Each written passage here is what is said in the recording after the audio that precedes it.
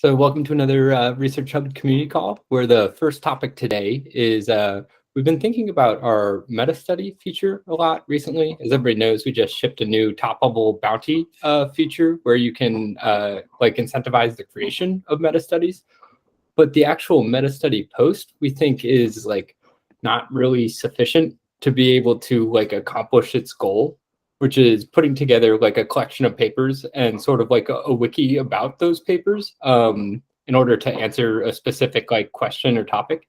And so what we're planning on doing is revamping this whole post structure with a lot of features that can kind of be applied to like all of ResearchHub. So I want to run through this document talking about the Metastudy feature, but like I think like taking a global perspective here to think about how this could apply to like all of the content on the site. So yeah, just wanted to give that context and we can dive in. I'll share this document first in the chat here in case anybody wants to like comment on the actual Google Doc itself. Here you go, cool. And now I'll jump in.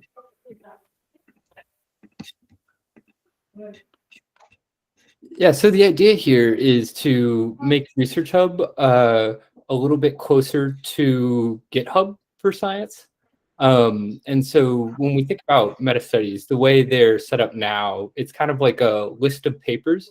And then there's crowdsourced perspective on whether a submitted paper either supports or rejects a given hypothesis.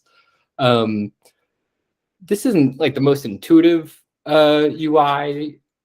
It's hard to like find papers in our current version. So we wanted to basically like retool the whole thing from the ground up. The idea here is that the new Metastudy will be created within the notebook feature. It'll be Git-based, so very similar to like GitHub, where there's pull requests, issues, you can fork different Metastudies.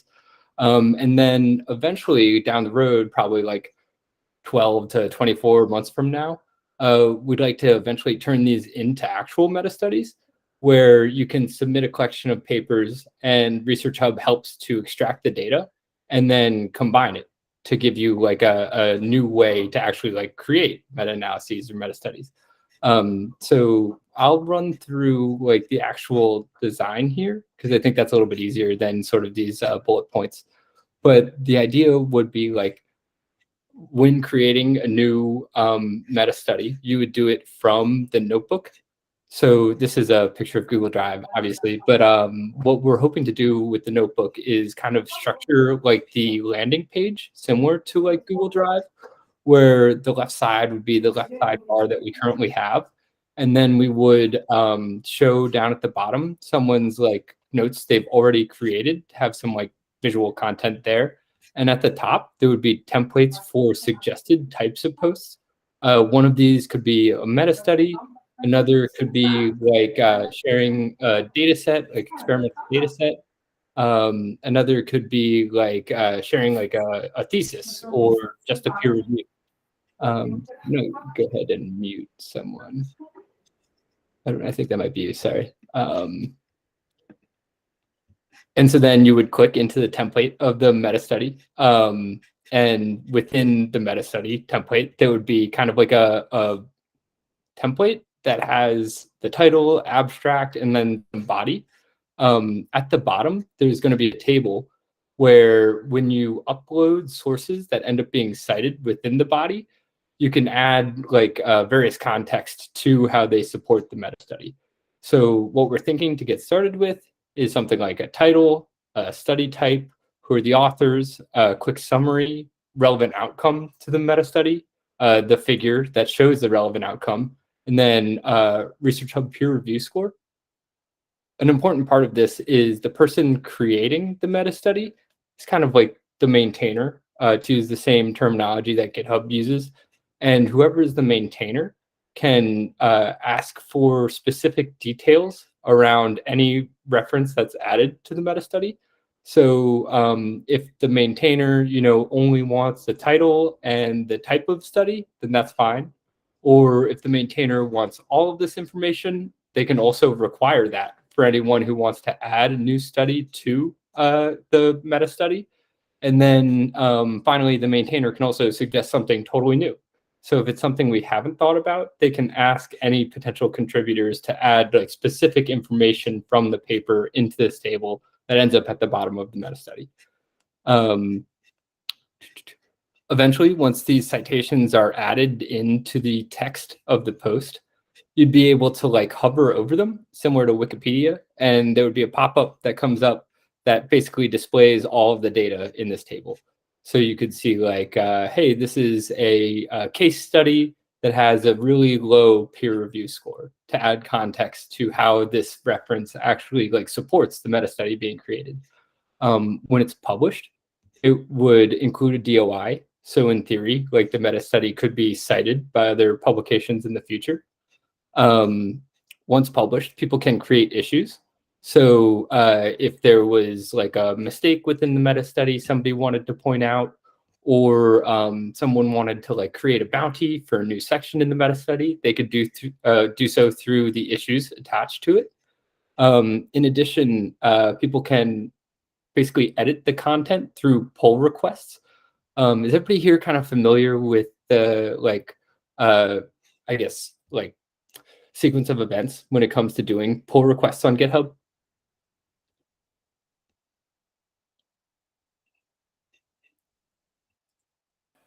No, I know that you can ask yes. So yeah, no.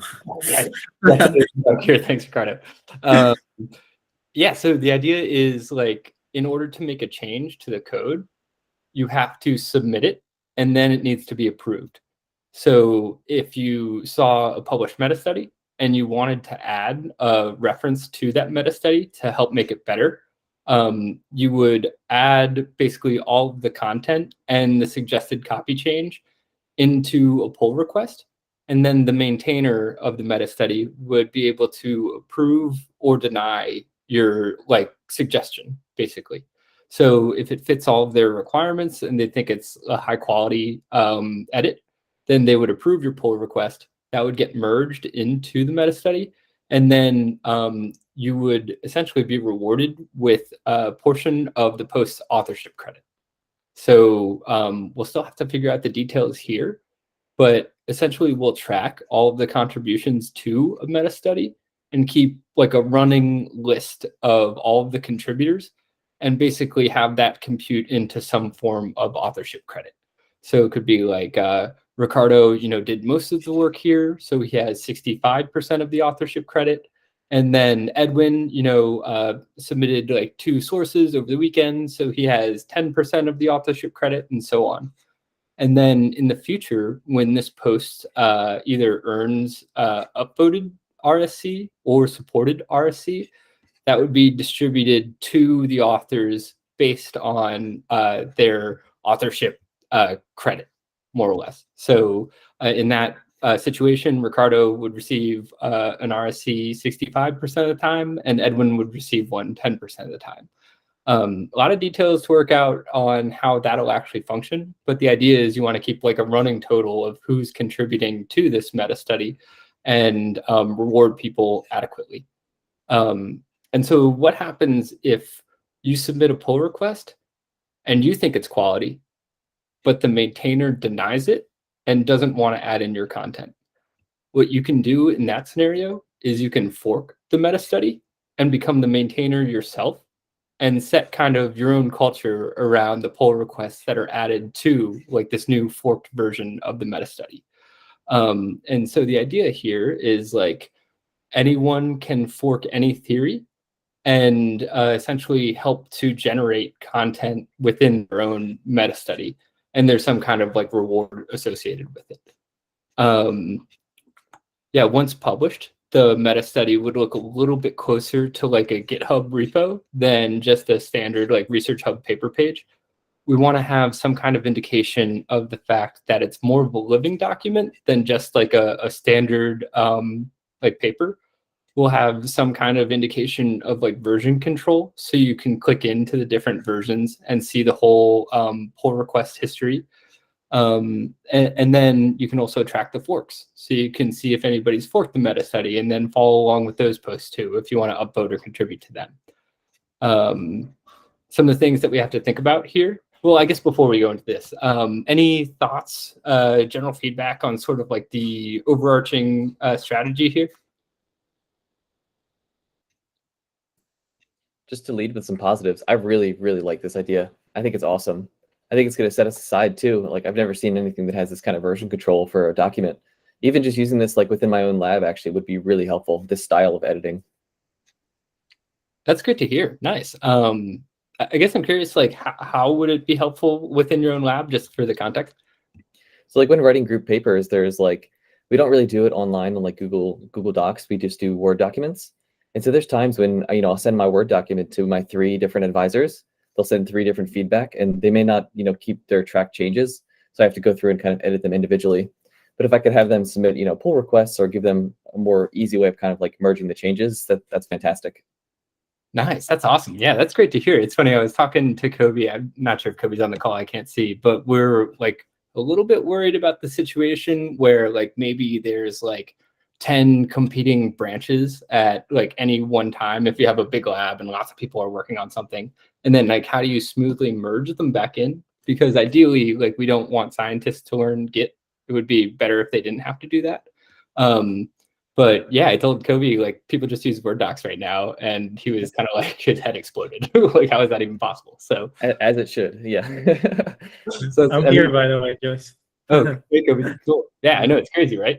Like, only thing I could think of, just as like a possible like limitation, is that there may be the case too where a malicious user, so a malicious maintainer, could see a really good request for content to be added, decline the request so that they maintain the content on their side, and then take that content and then put it in themselves, kind of like avoiding their contribution to be paid out like maliciously. So I don't know if there's some way to like keep an archive of like attempted content. yeah, that would be the plan, I think, is to like keep all of the suggested, like all of the submitted pull requests would be available for people to see, like what was added and what was rejected. And so like if Tyler, you submitted, a pull request to my Metastudy and I just like copy it, I think we'd be able to detect that, or at least there would be like public evidence to show that like you submitted something and then I rejected it and then added my own pull request that was, eerily similar. Yeah, I think as long as, even if it's just public, and that would be totally sufficient, because then you could fork it, right? Give the context as evidence to why you forked it, and it would be, yeah, it would take care of itself. Awesome. Very cool. That's great to hear. Thanks, Tyler. I want to double down on what Tyler said. This is freaking awesome. I think, am I right in saying that you just can plug in bounties in between, like in the notebook, and say, hey, I'd like someone to add these 5 citations. You'll get this bounty. That's going to be within the notebook, right? Yeah, totally. So there's like 2 ways we're thinking about doing this. Either like, well, I guess we could do them both too. Have the maintainer like specifically state up front, like what are the requirements for a pull request, just to like help make communication clear and set expectations. And then in addition to that, the maintainer can create a bounty for someone else to come in and like add specific content. We have to figure out, there's like some complications here, because like if I'm paying for you to write something, then I should get the authorship credit and the future RSC. But if you're contributing kind of on your own, then you should get it.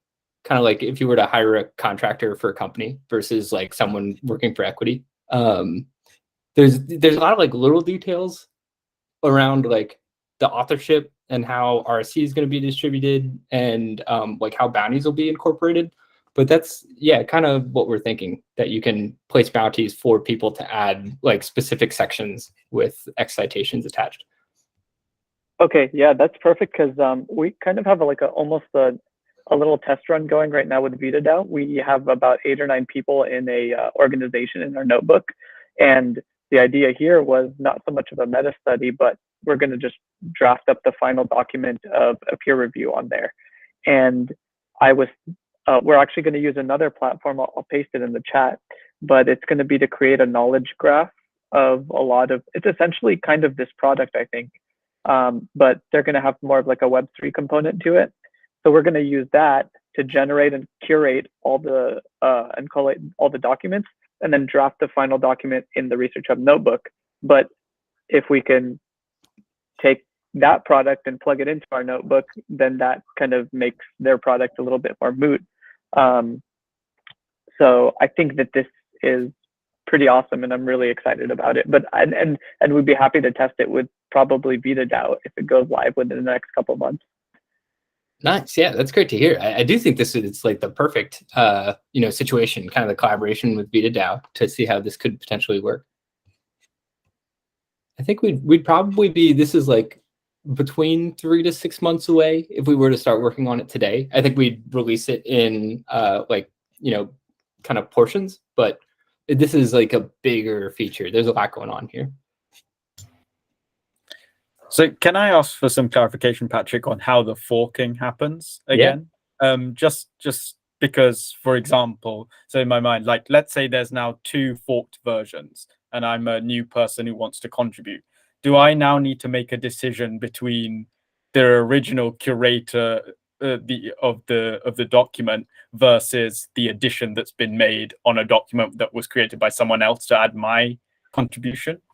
Yep, exactly. You pick which meta study you wanted to contribute to, and there's nothing to stop you from doing the same pull request on both, in theory. Yeah, I don't know.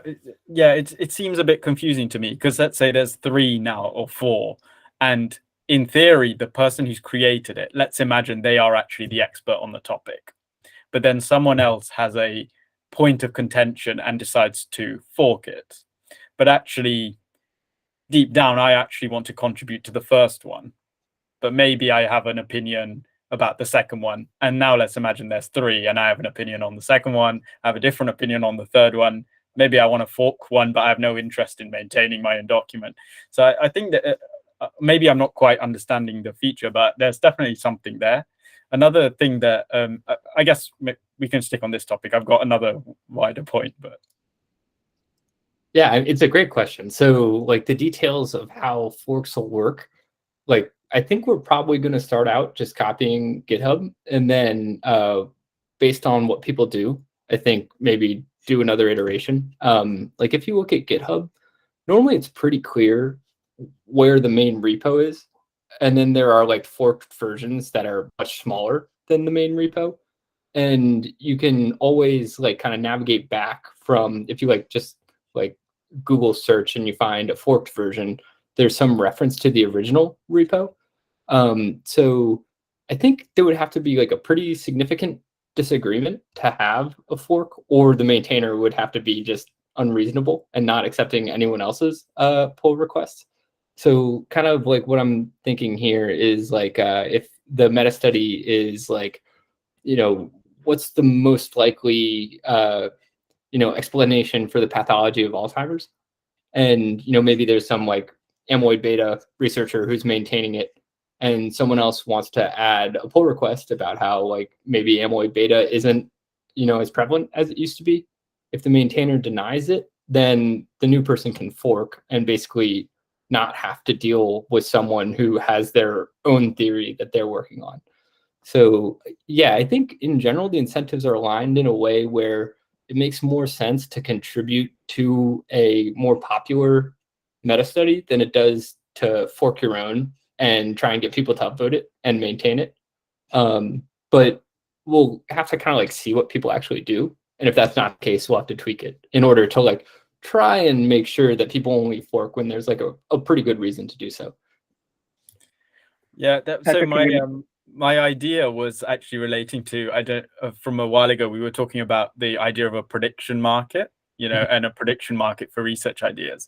And I thought that this could be quite an interesting way in which it could be integrated.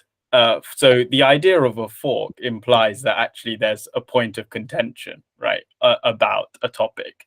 And then maybe not instead of, but there's some way potentially of integrating a way of gauging other people's sentiment on which way that's going.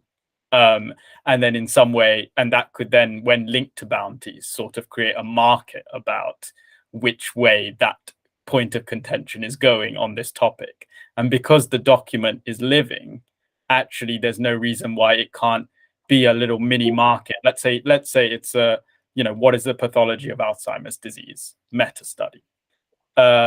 There's no reason why that can't be an internal market of all these different prediction questions about, what's the role of beta amyloid? What's the role of neurofibrillary tangles? All these sorts of things within that document.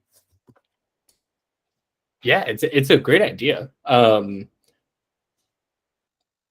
not sure exactly how this will shake out, but I do think something is valuable within, like, if I fork it and I have kind of a different perspective, comparing like the engagement on both forks, like maybe like absolute upvotes isn't the way to go. Maybe it's like, within the last 2 weeks, like which post is like, gaining more traction or has like higher like likelihood score, or I guess like, yeah, I see what you're saying, where like cleaving unneeded forks off the tree would be valuable in order to like focus everybody's attention on the most important part, and some kind of like gamification where you can bet RSC is like a pretty good way to do that. I guess in my mind, I feel like we'd have to ship like this early version and get data and then see what it's like, and like, make changes based on that.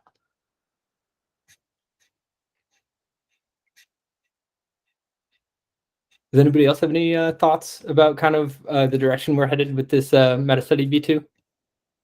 Yeah, I had just a comment about trying to mitigate the number of forks that pop up. Why don't you just put a cost to opening a fork? So if you put a cost to it, it'll disincentivize people from just spinning up a fork if they have a weak claim on wanting to fork it. But someone who has a strong claim to wanting to fork it will definitely put up some RSC to make the fork. So that's like one point that I wanted to make. And then if you wanted to look at metrics, maybe like numbers of commits onto that that version, that one will be weighted higher or something like that, or probably be multifaceted or multivariate way to calculate it. And then the last point I had was to Nathan's prediction market. So I was looking a bit more into like prediction markets, and in general, I talked to like a friend of mine. In general, they have like really low volume on like even really common colloquial prediction markets, like who's going to win the election. And so we're in already a niche of people. And so the niche of people, opening a prediction market around a niche of people will probably have really low volume. So we either have to take a massive percentage on that, or if we take a low percentage, it won't earn very much. And I'm also not sure about like regulatory stuff about opening up a prediction market. So risk reward wise might not be there. Yeah, totally. It is funny where like prediction market for science would be so cool, but yeah, I think you're right, where it's hard to do. There's a lot that would go into doing it right.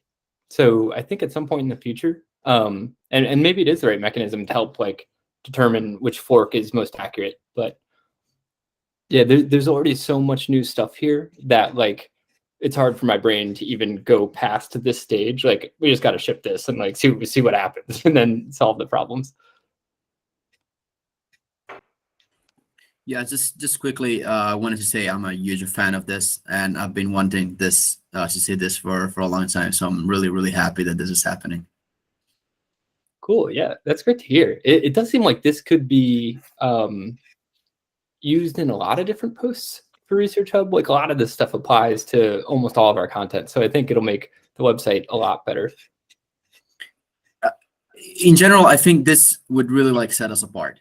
It's something that is not out there, and I would love to see ResearchHub actually, being the first mover into doing something like this. I think we really have the potential to do so, and yeah.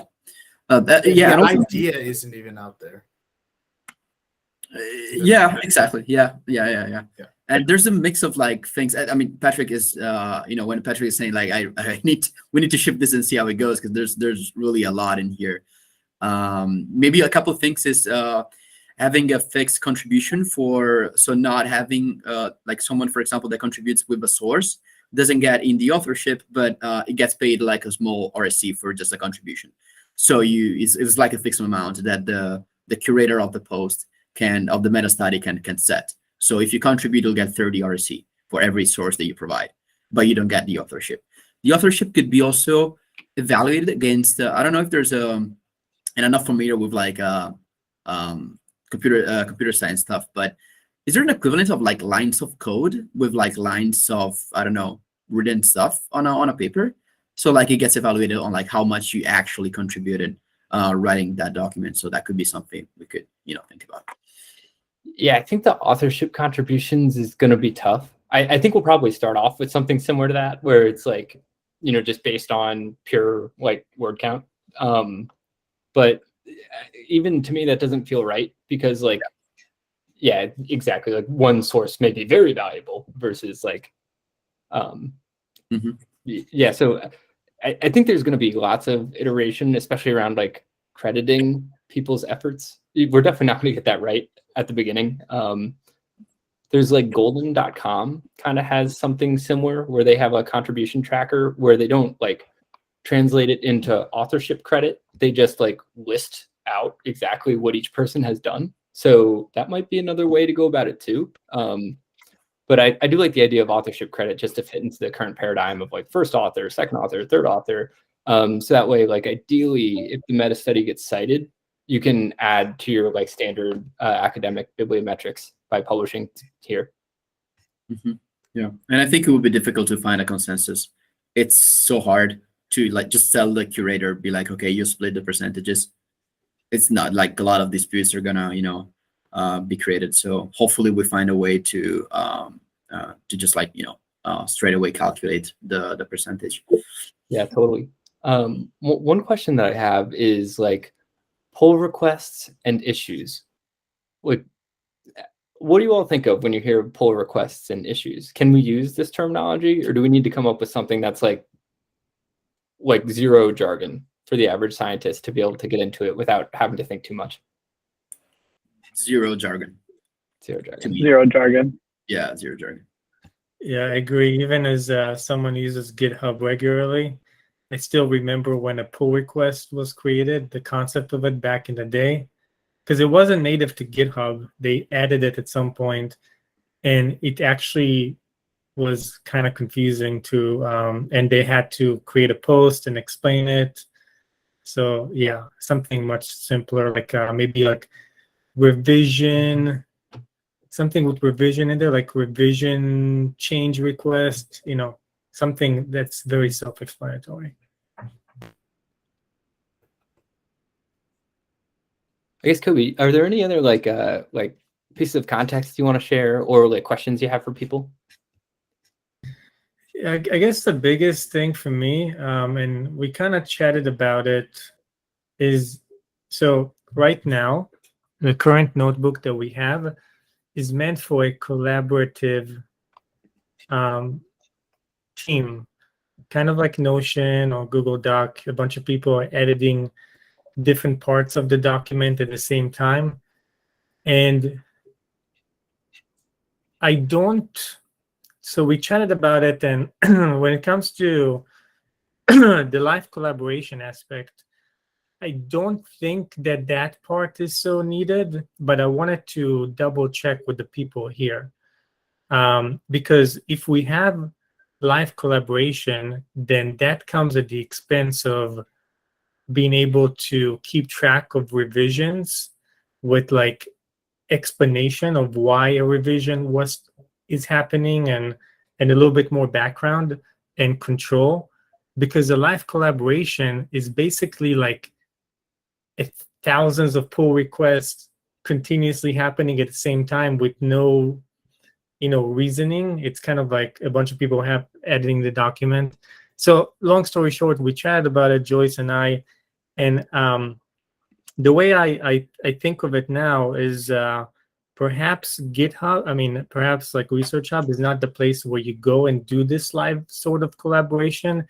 Maybe you do it in a Word document offline, kind of like how in GitHub you have your own editor. You make the changes, and then when time comes to submit them, you come to ResearchHub and you submit the change in a more I guess like reasoning behind your change, explaining your change and stuff like that. But it gets tricky, right? Because right now we're trying to attack two major things. We're trying to attack like live collaboration as well as a GitHub style revision management. So my question is that cool? Do you guys think it will be okay if we get rid of the live collaboration aspect? What's the thoughts about that? Yeah, personally, I think it'll be absolutely fine, Kobe. As mentioned before, I think currently the system is a Word document that gets sent around with different people's comments and underlines and crossing outs and things like that. There's very little live collaboration. Right. Yes. Okay. Tyler, do you have any comment here too? Yeah, I fully agree with Nathan. I think even like if it came to the point where we wanted to have some sort of collaboration besides just the actual document, it could be helpful if, maybe the maintainer could have a little checklist on the side and people could kind of just submit to parts that they're working on if they think there's going to be a large gap between pull requests, for example. But typically, like when you're writing, you should be able to go through a writing session and then push it to the content, and unless it's like a really major change. So I don't think you need the live update, in short. Mm-hmm. Okay, that's good to know. Okay, thanks, guys. Cool. Yeah, I guess any final thoughts? One question that I have is our theory here is all of this will happen publicly.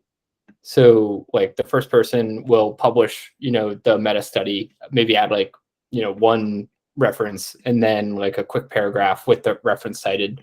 And then all of their collaborators would add more sections in a public fashion where it's just all built in the open, kind of like a open GitHub repo. Does this need to be private for the V1? Like, do you need to have the ability to have a private repo where it's all the same mechanisms, but everything's happening like behind closed doors with only people who are approved to be there? And then the end result can be published to ResearchHub or, exported as a Word doc to be shared on bioRxiv or something like that.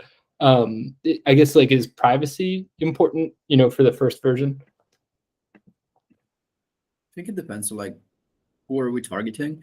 Because if we're targeting collaborators, like let's say my research group and a couple of more research groups, well, in that case, yeah, because it's more similar to like a Google Doc, and I would like that to be private.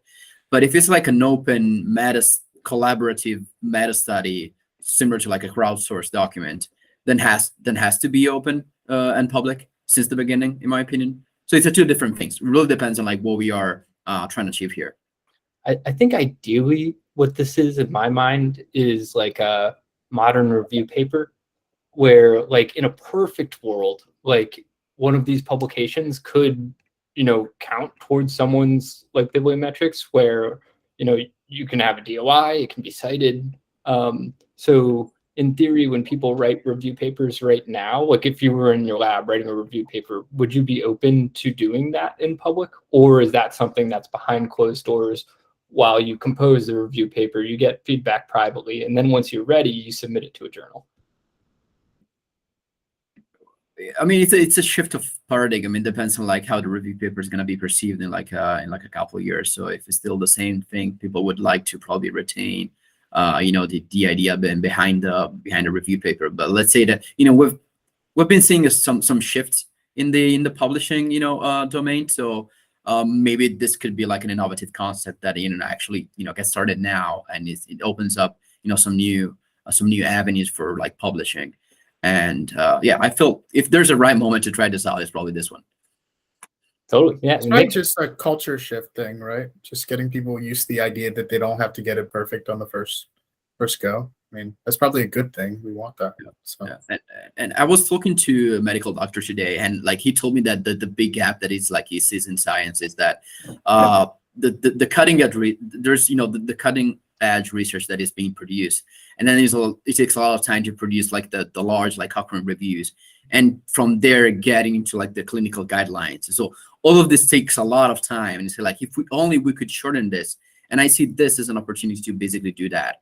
Having like a place where you can get started on like collecting some documents and eventually have shorter time to response for like anything that you like to get out of a specific field. So I think it's really promising, honestly. Totally. Like say like, clinical trial was published yesterday, that can then be included into the like living review or recommendations, and they can be updated like immediately based on new information. So that, you're right, Ricardo, that's pretty freaking cool. Yeah, and then put an incentive on top of that, where people would like to be the first one to submit something that pops out, where you kind of like be rewarded more if you're like always up to date. Then it's gonna be like a race for people to actually fill the document and be there. So could also be pretty exciting for people, I guess. Totally, yeah, that's a great point. Malik? Yeah, I think the live version would be helpful, but I had a quick question about it. So like, let's say somebody is starting a meta study and has selected some collaborators. Like if they are doing it live, are there other members of ResearchHub who can actually point out while this is under construction, hey, this is something that needs attention, or hey, this is additional reference you need to include, or something like that? Because that's only time I think that the live building of it would be helpful. And the second point I wanted to make was why live would be ideal and more unique is right now, writing a review paper can take anywhere from 3 to 12 months. And by the time you submit to a journal, it comes back, it can take 14 to 16 months. And some of the data is already getting old. So if we do it live, it would really, like highlight the importance of ResearchHub, I guess. Yeah, that we're doing something really unique. Yeah, it makes sense. I wonder if there's a way to make the pull request mechanism feel a little bit more like collaboration, like not necessarily having two cursors in the same doc, but just having that same emotional thing where you feel like you're working on something with someone. Not 100% sure, but I do love the idea of like, our current ResearchHub posts are standalone, but a GitHub repo looks like shit's happening there. It's like people are here working on something. And I think that element of like this thing's living is very, very cool. So, we should definitely try and emphasize that feeling among people. Nathan? Yeah, well, one thing is, can we integrate some kind of peer review feature in? Because that's the one last hurdle that you'd get to actually being able to be accepted onto, something like PubMed or something like that, so that people can actually cite it as a piece of their research works. Maybe, this very similar code to inviting to earn. You could invite a peer reviewer to come have a look at this meta-analysis, and then also inviting someone who you think could be a potential collaborator on your meta study. Yeah, 100%. We can definitely do that. And then even like keep track of like the peer reviewer's suggestions and then how the paper changed. Maybe the peer reviewer gets tossed some authorship credit for helping to influence things. Yeah, 100%. You can dive into that. There's a website called like Qeos, Qeeios, or Queeios, something like that. But it's kind of like similar to ResearchHub. It's like a Reddit style forum for science, and they have it's not perfect, but they have the ability to do version control on your posts, and then you review specific like instances of the version controlled. So each review is tied to like a specific version number. So I think we'd probably end up doing something like that, but with a little bit clearer of a UI, I think.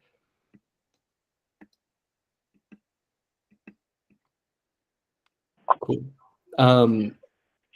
Yeah, I guess any other final thoughts? It's great everybody's excited. I think we're like really excited internally too. There's a lot of stuff that like we've been wanting to build that all gets combined into one feature here. So yeah, it fits like super well with a lot of our vision. Tyler?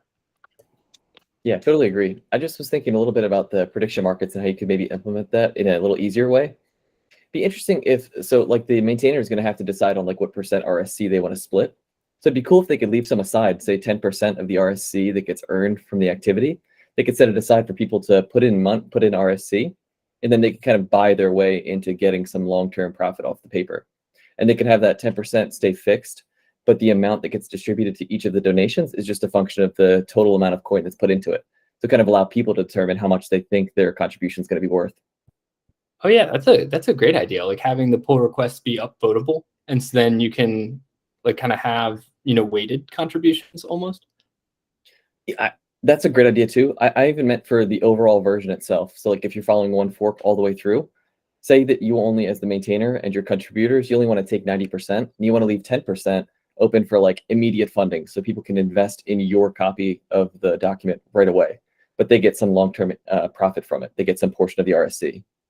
Oh, interesting. So basically, like you can buy your way into authorship credit. Whether it's maybe not authorship credit, but like RSC generation from activity on that document. Yeah, I love it. I mean, I think that's such a good idea. Like one issue with science right now is when you fund something, you know, you get good fuzzy feelings back in return, right? But like, yeah, if we could make it an investment, that would be amazing. And like when you look at how startups are built, right? Like investors come in, they're not authors, right? They just give funding and they get, you know, 10, 20% for that funding. So I think it should be similar here, where like Chan Zuckerberg or Gates Foundation, they get 10 or 20% of the authorship credit. Like they should be called an author because they're basically providing the capital for, you know, the thing to be created. And then, yeah, maybe that authorship credit, maybe it's like a fractionalized NFT for the publication or something. And like there's some marketplace for it down the road or something. But yeah, that's a really cool idea. I like that a lot. It's a great idea. Awesome.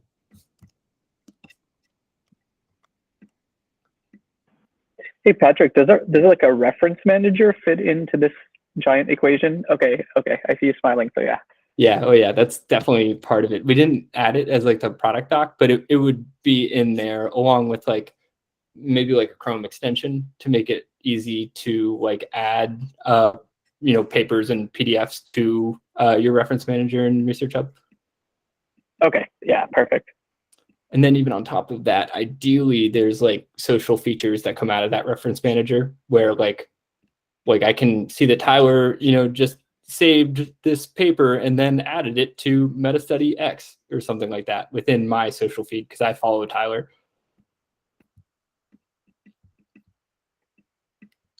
Cool. Yeah, any other final questions here? We got like 15 minutes left, so I want to move on to some of Jeff's points. Nice. Yeah, you all are making me feel even more excited about this. This is a great response. So let me know, like, if you have any criticisms or anything. Those are also very important too. So, like, feel free to, you know, ping me or whatever. But yeah, it seems like people are liking this direction. So yeah, we'll see if we can make it happen. Yeah, Jeff, I saw you posted a couple of things. You want to go into them?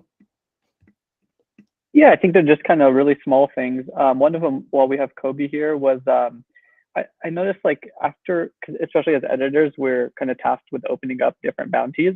And I know that I have a bunch of like bounties open in the world, but I can't really like figure out which ones I've opened already, or like I forget about ones that I did. And then all of a sudden I get an alert like, oh, it's 24 hours left. So if there was like a way we could better kind of organize those to, I don't know, is everyone else having this issue too? Yeah, definitely. Okay. Yeah, if there was a better way, that'd be great, Kobe. Yeah, no, totally.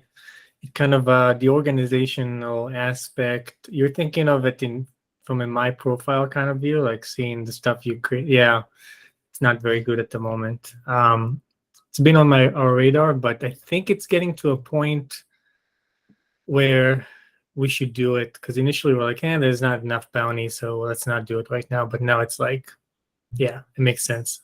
Adding it to my list right now. Kobe, kind of like okay, awesome. One thing I thought about is like I do like the right sidebar. I've actually clicked into it a couple of times when there's like a bounty expiring soon. But the right sidebar is like a very small glimpse into all of the potential bounties. Like, do you think it would make sense to just have like a dedicated bounty page instead of necessarily like surfacing them in the homepage, like a tab at the top that's like bounties and you click on it and then there's like a bunch of different UI elements, like maybe like bounties for you, top bounties total, like, you know, most bounty of the last year, month, whatever, like that kind of thing. That's what I initially wanted to do. Actually have it like in the left sidebar, I have like specifically for an area for bounties where you can kind of see bounties for you. However, I thought that perhaps it's not the right time because we're not going to have that many bounties. So time with why we didn't do the profile organizational thinking, thing at the beginning, I do think there is a place for it, Joyce. I just don't know necessarily if right now is the place because we still don't have enough bounties.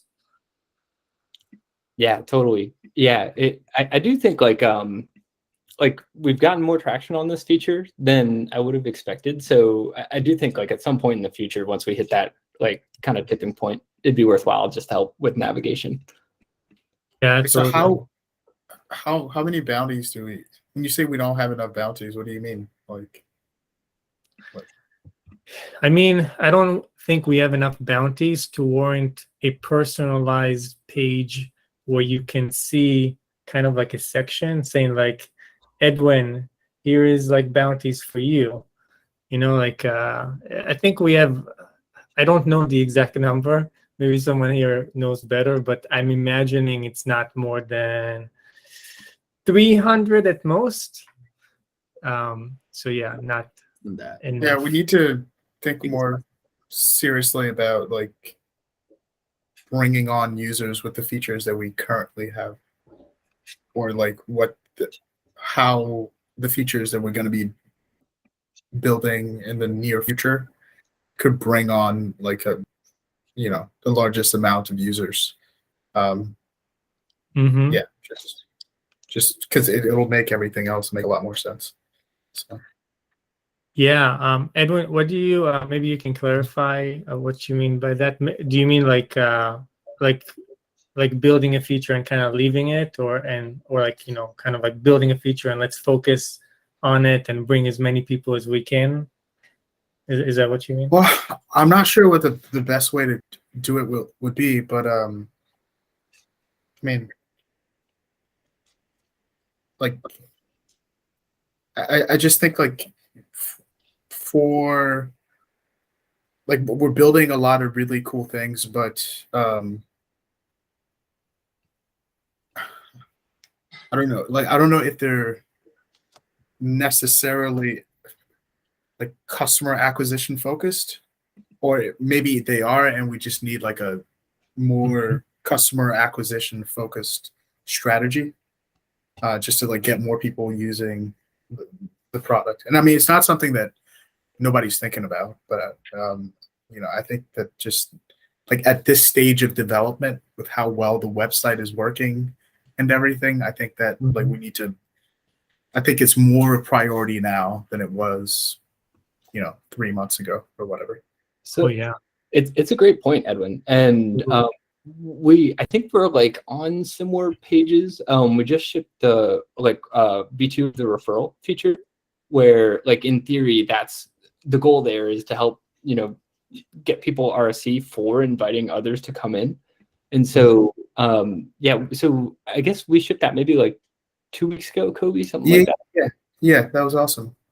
Yeah, maybe we could that was go awesome.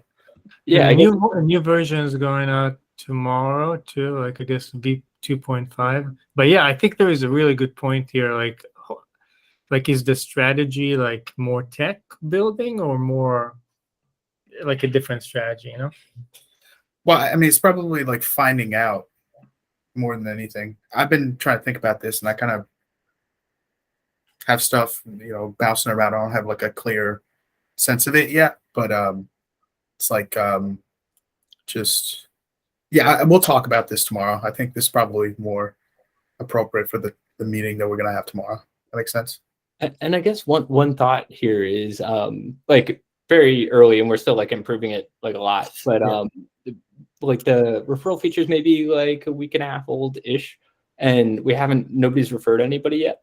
So like any thoughts on ways to improve that, or ways to maybe like highlight the ability to refer people more?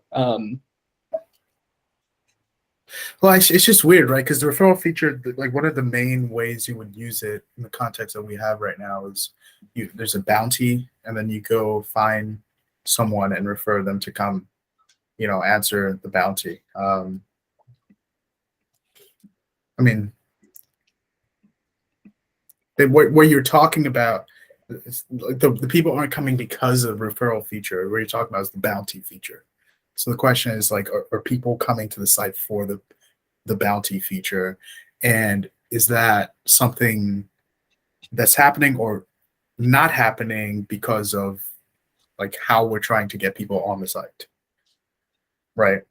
Or do we need another feature that specifically would bring certain types of people on the site? I don't know, but I think the referral feature is, I think it's like an add-on, right? But it's not going to be the reason people come to the site. That makes sense. Totally, it makes a lot of sense. I'm trying to think.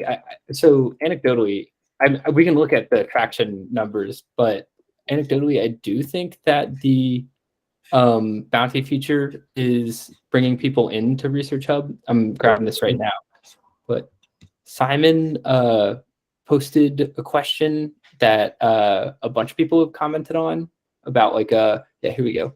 Alzheimer's drug trial slows something. Like I'll screen share right here. I don't know if you all have seen this.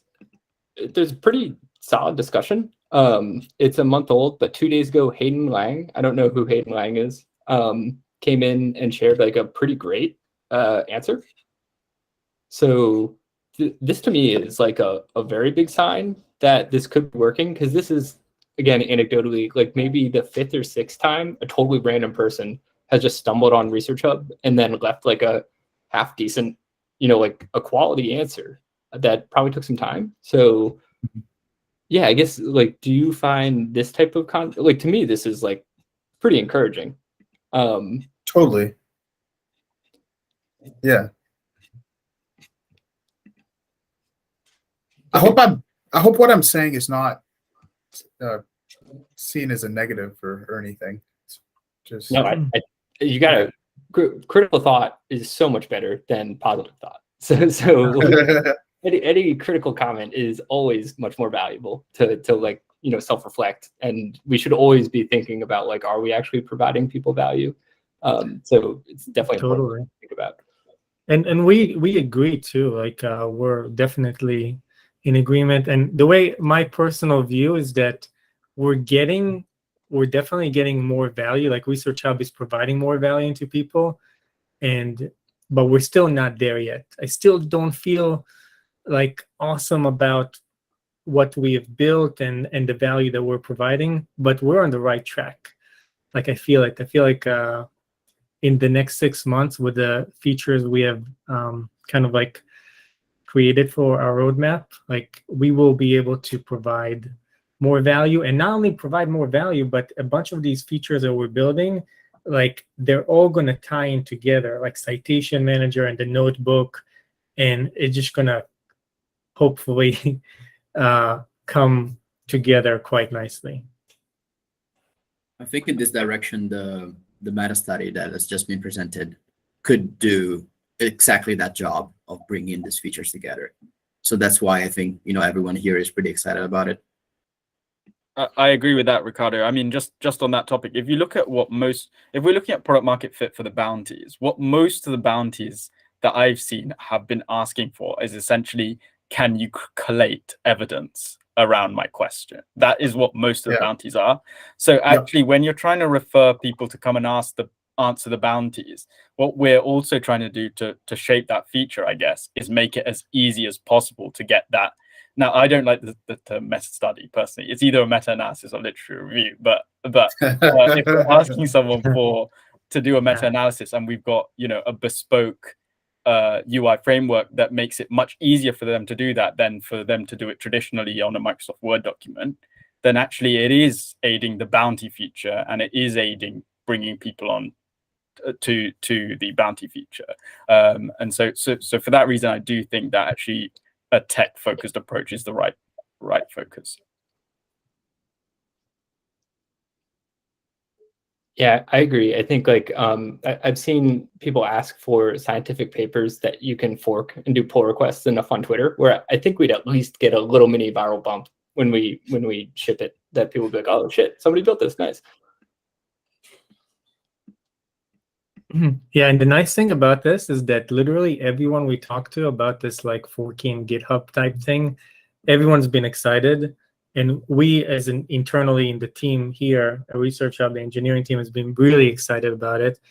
And when we're really excited about something, usually there is a good outcome. So it just helped lift us when we see like the community around us like also excited about the feature. Cool. Yeah. So thanks everybody. Yeah, can I just add as well, like the actual website has just been feeling a lot more cleaner. It looks a lot better. It just it is a much different product to what it was even 2 months ago. So like I just wanted to acknowledge that. I think I put it in the chat as well, but like things are really shaping up. Yeah. And this big time props to Kobe. Kobe maybe like 3 months ago pushed us hard to have like the left sidebar, make the filters better, lots of different things. So Kobe, you're the man.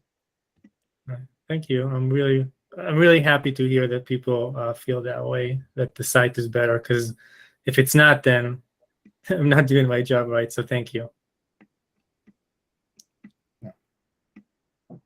Cool.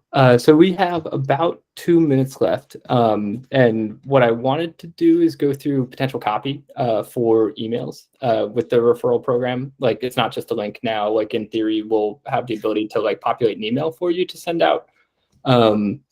So whatever is easiest, I guess we can like quickly go over the copy just to hear what you all think. And so what I'm going to do, sorry, Kobe, what I'm going to do is like show some initial copy suggestions and then like my personal feelings, and then see what you all think is like the right approach for the text of the referral email.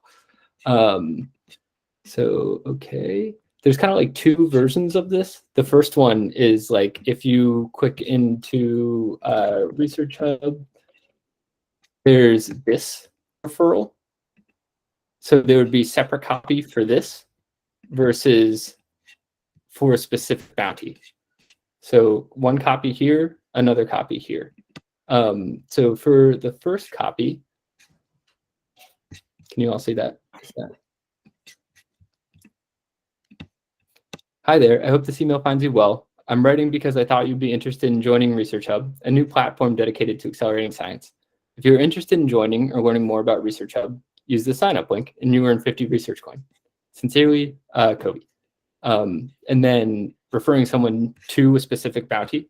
Hi there, hope this email finds you well. Writing because I thought you'd be interested in completing a bounty on ResearchHub. Here's the paper. The bounty appears to fall within your realm of expertise. If you complete it, you could receive X research coin. If you're interested in answering this bounty or joining ResearchHub, please use the sign up link. And then the copy that I had together for the first version, so this is from the left sidebar. Greetings, name of person getting referred. I am me, and I'm reaching out on behalf of the ResearchHub Foundation to invite you to join our community. Quick blurb about ResearchHub. ResearchHub is an open source tool, helps to modernize how academic research is funded, evaluated, and published. The goal is to create a platform where anyone, anywhere can earn a living by learning from and contributing to the global scientific community. To accept my invite, click here, welcome to ResearchHub, refer a name. And what we can do here too is even add like your profile picture and like a quick like bio based on whatever's in your ResearchHub profile. Just add a little bit more of like a, I'm a real person inviting you to come to this community of other real people. Yeah, but we can make these pretty much however we want. So curious what you all think. I like this one more. It feels more like warm and welcoming. I think the other one was tough because there was no explanation of what's research coin. If someone read it, they'd be a research coin. What do I care? So this one kind of abstracts that away and says we want to was anywhere, anyone and anywhere can earn a living. So it kind of insinuates like you'll earn some value from being here. I think some kind of image would be nice because it's just a kind of a block of text. That I don't think it's necessary, but it would be nice. And I think for the second option for the bounty, it'd be something similar. But if you just do a little blurb on maybe what research coin is, so that it's not just some abstract coin that you mentioned, I think that'd be helpful, especially for the bounty, because that's what they'll be earning. Yeah, so my thought here is like, even from some of our interactions with IJCR, like I'm hesitant to have coins in this email just because like it's so confusing. Like if you're not a crypto person, there's just so much. And so if you're not a crypto person and you see coins, are you immediately turned off? Like, are you? Yeah, I'm not 100% sure. We may have to A/B test it to see what works best. But my gut feeling is like if I'm a PI at MIT, earn a living doesn't offend me as much as like earn 50 research coin. That's true. Although maybe they have high expectations when they see earn a living, that it's like, oh, research coin. It's not USDC or whatever. Yeah, I So think there's another potential. Go ahead. our goal. So future state, in theory. Okay. Cool. So I guess, Jeff, you feel like it's important to have some kind of information on what research coin is in here? Not in the main one. I think if it's just a general referral, but if you're referring someone specifically for a bounty, I think it would be worthwhile because the only reason they'd be heading for a bounty is to earn something, and they need to know what they're earning. So this is another important question. I said this to Kobe earlier today. And curious what you all think, but I don't love the term bounty in general. Like I think it's good for people who know what bounties are, but like if you don't know what a bounty is, I think it like adds financialization and potential weird feelings. So what I think this should be is like, Jeff has invited you to answer a question on ResearchHub, or Jeff has invited you to create a meta study on ResearchHub. So not using bounty, but like hard code in the specific ask. Eventually, like we have like something else right now, and that could be like a peer review. So Jeff has invited you to share a peer review on ResearchHub or something like that. Patrick, can you say has invited you to earn a reward for sharing a peer review meta study? Yeah. Yeah. Yeah, that's perfect. Earn a reward is perfect. I like that a lot. Can you hard code it? Like I'm trying to think if you can select when the person creates the bounty, you click on the different icons, right? Is that a question? Is that a meta study? Is that something else? If you can kind of like hard coded that and have it in the email, that way you don't have to use bounty, basically. I don't know if that's what you were thinking. Yeah, it's a little bit more work, but that's kind of what we're thinking is like detecting, what kind of bounty it is, and then adding that to the copy for the email just to avoid saying bounty. Because I really want to avoid bounty. Because I don't know. I don't feel it's that bad, but yeah, if you want to avoid it, I think that's the best solution. Probably there's not a workaround, I guess.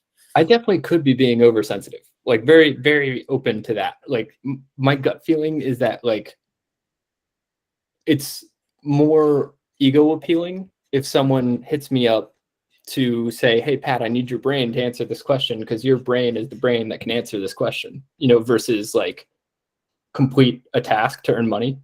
I'm not very, very gut feeling-y, open to being wrong, but that's sort of like it feels less ego strokey. Okay. I'm probably saying this because I come from a perspective where I didn't know what a bounty was before we actually used it on ResearchHub. So for me, a bounty is just like a little task that you complete, but it is not dispredative. So I don't know how to say it, but like it doesn't have a bad connotation. It just signals that it's something that is not like a super like hard task. It's actually something that you could complete and earn a little reward out of it. But now that I'm thinking about it, it could be even like a pretty big work, significant work, depending on like what you want to have out of the bounty. So yeah, I don't know. I think if we can just like code what that is, question, peer review, meta study, and so on, probably better in general, and also more specific, so that a person knows exactly what they're gonna do. Yeah, it's a great point. So I also could just be being like prejudicial against pirates. Like I feel like bounties in general feel like kind of like swashbuckling, you know what I mean? But yeah, this totally could be in my head too. What do people here feel like about the word bounty? Like, does anybody have aversion to the word bounty like I kind of do? To me, it's kind of fun, lighthearted. gets the message across that you're doing a task for some reward, whether you don't know whether the reward is going to be, like monetary or if it's just on this platform. So I don't think it's too bad, actually. Okay, that's good to know. Does everybody else feel similarly?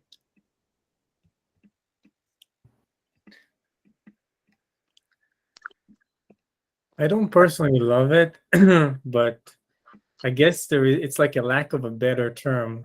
Like I think when we came up with this program, we're like, what is the one word that is most likely to get people to understand what we're trying to do? And bounty was the best one. The down part is that if I guess if someone doesn't know what a bounty is and Googles it, you'll get some. I guess the results you'll get in Google might.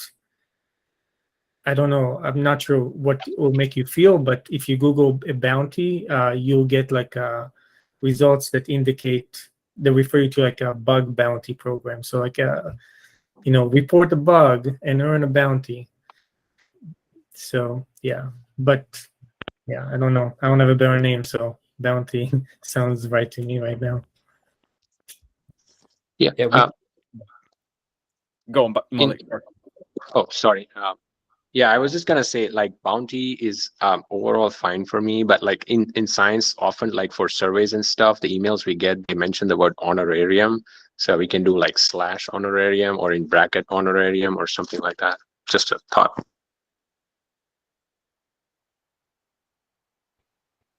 Yeah, I think sorry, Patrick, you were going to.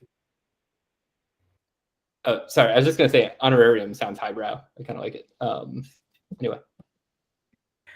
Yeah, I think there's like a general trend that I've noticed with some of the ways that we do think about, what should we call a feature? How should we display a feature? Which is like, on one hand, it's more gamified. So bounty sounds more gamified. It tells you what's happening if it's like a game.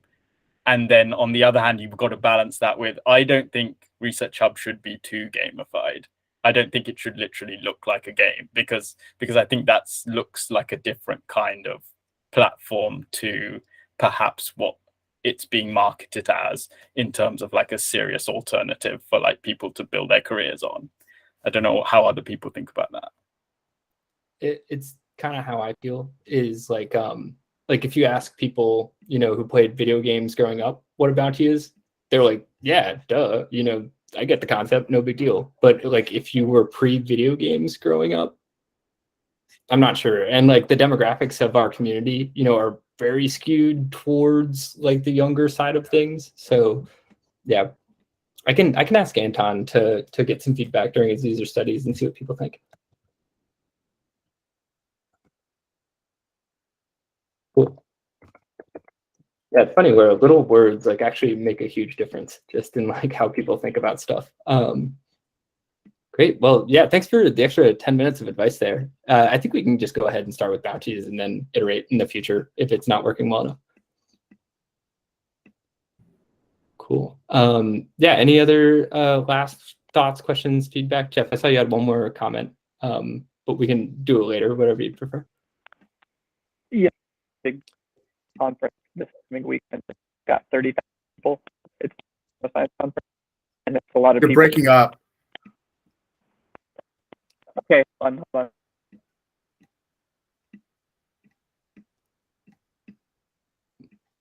Can you guys hear me? Perfect. Yeah. God, every recording has my headphones dying on me. I'm going to a conference this weekend. It's the biggest neuroscience conference every year, and there's about like 30,000 people who attend it. It's a lot of eyeballs, and I just wanted to see what's the best way we could get ResearchHub around all these eyeballs, just as like a normal person going to a conference, Like, should we like have a little poster or because I have a space, most students are going to have a poster, that they'll be presenting. So do you have like a little shill next to your poster or something like that? Just some thoughts. Can you print out a couple flasks? A couple flasks? I wonder Which conference is it? It's called SFN, Society for Neuroscience. It's in San Diego Convention Center. So it fills up a good chunk of that. I wonder, Jeff, would it be possible to post your poster as a post, and then maybe like QR code to get people to, QR code upvote and be like, if you have any thoughts, leave them here, so that way others can check them out too. Yeah, that's pretty cool. Everyone has their poster usually as like a PowerPoint before they have it printed out. That's actually a pretty cool idea. I'll do it. I'll do a test run of it, and we'll see what happens. Nice. Yeah, I'll keep thinking too. But you're right. We're like having a playbook for people to make it really easy if you're at a conference to be able to like help do some recruiting. We definitely got to get that set up. So that way, like I'm sure throughout our whole community, we probably go to like 50 conferences a year, or something like that. So no reason not to be taking advantage of that.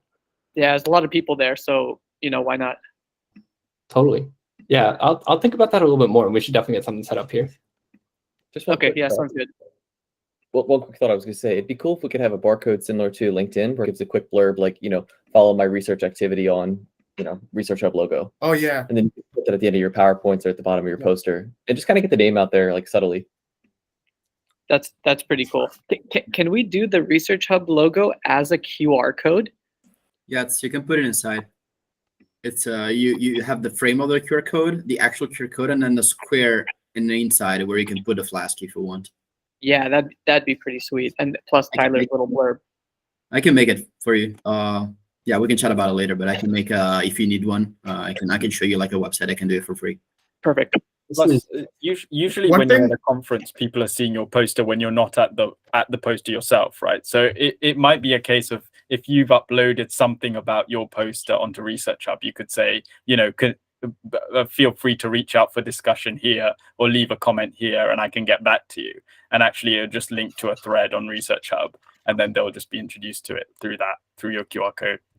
That's perfect. The poster sessions are like 4 hours, so like half the time you're not there. Yeah, that's perfect.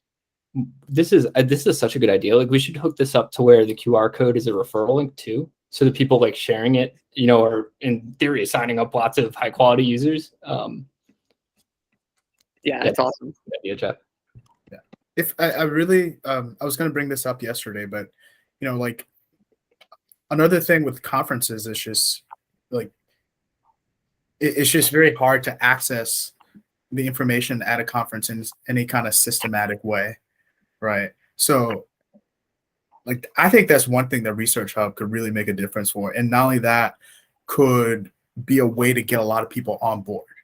Where if you make a presentation at a conference, people want to be able to access that presentation afterwards and actually like engage with you in any meaningful way. ResearchHub could be like a pretty structured, like whereas now you might have to go to the website or send them an email or do something like that. If there was just a way for the presentation and all the related information from a conference, just a place where it could be laid out and the person making that presentation to interact with those people in a systematic way, I think that's a way that you could actually bring a lot of people. That's the kind of feature that lends itself to bringing a lot more people on the platform, even if it may not make as much of a difference ultimately as like a Metastudy or a Bounty feature.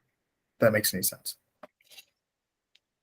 Yeah, you just want to get the eyes to ResearchHub, and then once they're here, they'll get to the Metastudy.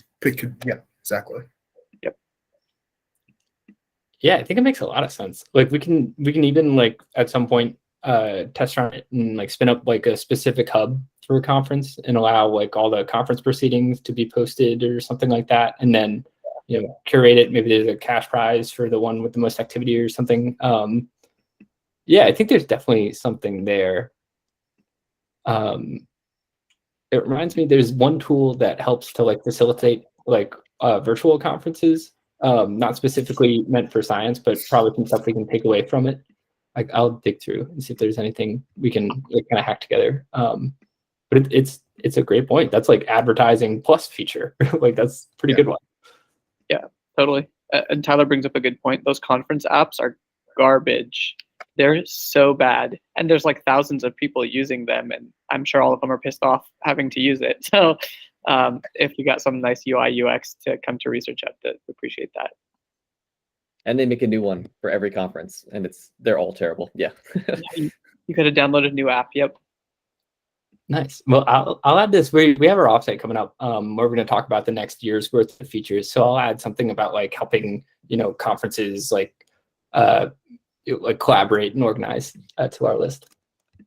Even like having, I don't know if you notice, like on Twitter, when people go to like ETH Lisbon or like ETH Berlin, they put their name and then like in ETH Berlin. We can have something similar on ResearchHub where people can show at what conference they are and kind of like help facilitate, discussion between people that are just saying, hey, you're at that conference too, let's meet up, and some, cool social features, I think, around this. But I think it's worth thinking about just generally, like, I think ResearchHub will be at its best when it's like both a combination of place where you can do like hard academic research, but also, interact and like have conversations. And so we should focus on both. Like the social aspect, I think if you're going to build a network where you're going to have a lot of people there, and the value is not just like the value is like, you have a lot of people always on ResearchHub. So if you post a bounty, those people are going to see that bounty. Well, those people aren't only going to be there because they want to read papers all the time. They're going to want to check it for stuff that they can check casually. And so how do we do that in a way that doesn't make the science seem less serious, but still like drives engagement consistently? I think that's how you get people to engage with all these features we're building out. Yeah, in my mind, it's the reference manager. Okay. That because it could be like, hey, Tyler just saved conference proceedings from X conference, to his library, Okay. and that shows up in my social feed. And then Tyler, at ETH Denver shared, conference proceedings of talks at ETH Denver, kind of thing. Okay. But it's a great point, Edwin. That conferences are like, there's definitely like a go-to-market strategy there that would probably be low barrier to actually building something useful. Cool. I guess any other final thoughts here? Thanks for sticking around for another couple minutes. I think that was like some pretty helpful feedback, so very much appreciate the time. Let's keep pushing, guys. This stuff. Yeah, just one thought that came to my mind as well was that like conferences sometimes like take your poster and then do a very bad job of uploading it to a journal afterwards, and it really ruins your poster. Usually they just take your abstract and then like a really low def version of one of your figures and just shoves it on there. But like there's no reason why we couldn't have like a situation where people can actually have a really good version of their poster on ResearchHub and tied to their user. I was thinking about the same thing. You should have like a quick flow. Like, for example, let's say, Jeff has the poster and a QR code, and the QR code refers to the poster in ResearchHub. And like Jeff can go to, the one sitting next to him, like, hey, you can do the same. Just like download this and do this. And in like 2 minutes, you have it in ResearchHub as well. And that's a new user. And they'll probably, like what they see and they'll stick. So conferences here, definitely a big, place to experiment. And Hopin is a terrible conference hosting app that was sold for 7.8 billion last year. So there you go. Yeah. Yep. That's the size of the market. Yeah, totally. So we're thinking like with this Google Docs style or Google Drive style template thing, you could start off with like, hey, here's a suggested format for a meta study, or maybe it's like, here's a suggested format for a poster session. In that poster session thing, like you just upload the JPEG of your poster and then automatically it has a post with like a QR code and whatever, like already formatted for you. And we're kind of suggesting that you do it like in the front page of the notebook.